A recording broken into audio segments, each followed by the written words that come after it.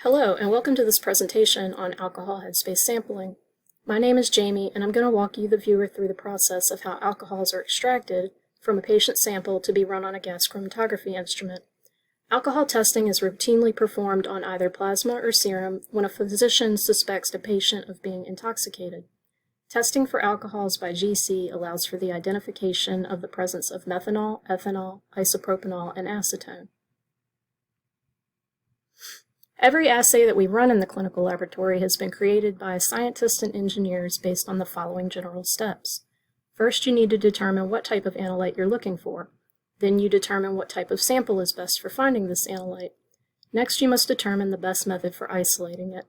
And finally, you must determine how you're going to detect it. I want you to think for a minute about how you would go about isolating alcohol from a patient sample in order to detect and quantify it on an instrument. In this lesson, we will explore how to isolate and extract alcohols from a sample using the chemical properties of polarity and volatility. Alcohols are polar compounds, which makes them very soluble in water, and they have a high volatility, meaning they readily vaporize. These properties are the basis for extraction and testing methods used in the laboratory.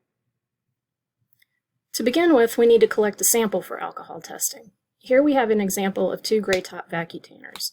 This is the preferred sample of choice because the additive sodium fluoride contained within the tube will stop any possible fermentation from occurring, which could possibly falsely increase the alcohol concentration in the sample. Gold top serum separator tubes are also acceptable for alcohol analysis. As you can see here, these specimens have been centrifuged to separate the plasma from the blood cells. The plasma layer is where we will obtain our sample for the method of alcohol testing that we're going to use. Plasma is mostly water, and since alcohol is a polar compound, it will be mostly concentrated in this layer. Spinning down the sample to concentrate the polar alcohol compounds into this plasma layer is the first part of our isolation or extraction process.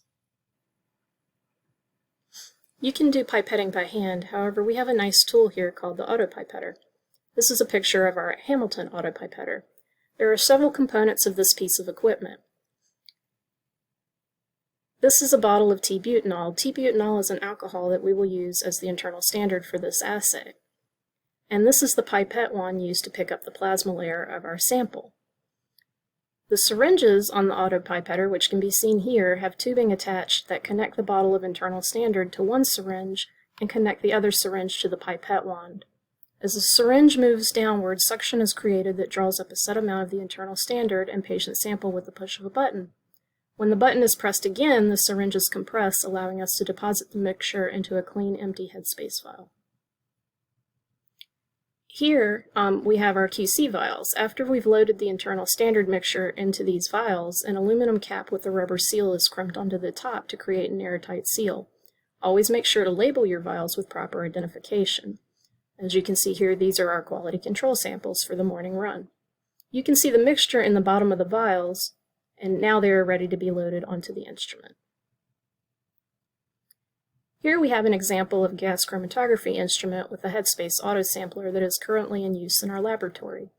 This setup is a Shimatsu 2010 GC with an HS20 autosampler attached. Let's take a look at the Headspace autosampler that is attached to the GC instrument. There are different types of autosamplers that can be attached to an instrument depending on what type of testing you're performing. The Headspace autosampler is specifically suited for alcohol testing. The vials are loaded onto the tray sampler here, and this tray will load the vial into a chamber where the second part of our extraction process begins. Now we'll focus on what happens to the sample vial once it's inside of the heating chamber. Since I can't actually show you the chamber inside the autosampler, I'll use diagrams to explain the process. Here we have a visual representation of our glass Headspace vial containing our internal standard sample mixture. Inside the autosampler chamber, the glass vial is agitated in order to mix the sample, all while being heated to a specific temperature for a specific amount of time. The parameters for agitation, temperature, and time are determined by the autosampler program and can be changed depending on the testing method. Because alcohol is highly volatile, as the temperature of the chamber rises, the alcohol begins to turn into a gas. This allows for the separation of alcohol from the less volatile liquid mixture at the bottom of the vial. The gaseous layer of alcohol then gathers at the top of the vial. This change of state based on volatility is the second part of our isolation or extraction process.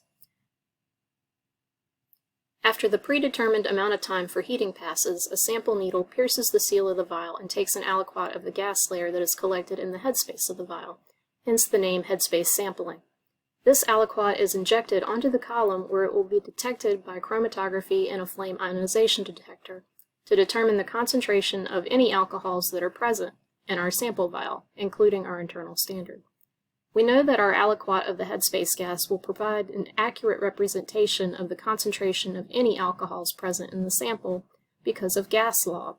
Gas law states that at a given temperature, the concentration of alcohol in the liquid layer down at the bottom is proportional to the concentration of alcohol in the gas layer. Here is a picture of the column inside the oven on the GC instrument. This is where the alcohols will bind to and elute from the packing substrate inside the column and produce a subsequent chromatogram for us to read. Now there are two reasons why this whole process of headspace sampling is important. First, we need our sample to be in a gaseous state because we want it to mix with the gas mobile phase that is flowing through this column. Secondly, we want a clean sample that is free of interferences from proteins that were present in our patient plasma. These proteins would not only shorten the life of the column by eating up binding sites, but they would also poorly affect the quality of our chromatography. Heating the sample to volatilize the alcohols within is the simplest way to achieve the separation that we require. Finally, after the run is completed, a chromatogram is produced. Here we can see the different peaks for methanol, ethanol, acetone, isopropanol, and finally our internal standard, the T-butanol.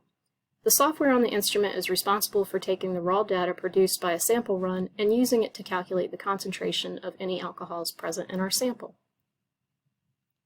So to recap, first we have learned that due to the polar nature of alcohols, we can begin to isolate it from a patient's sample by collecting blood and spinning it to separate out the plasma layer. Because the plasma layer is mostly water, it will contain a higher concentration of alcohol than would a whole blood sample. Secondly, because alcohols have a higher volatility than our sample matrix, they will readily separate out into a gas when they're heated. It is through the collection of the plasma sample and using the headspace sampling technique that we can easily isolate and extract a quality sample for alcohol testing.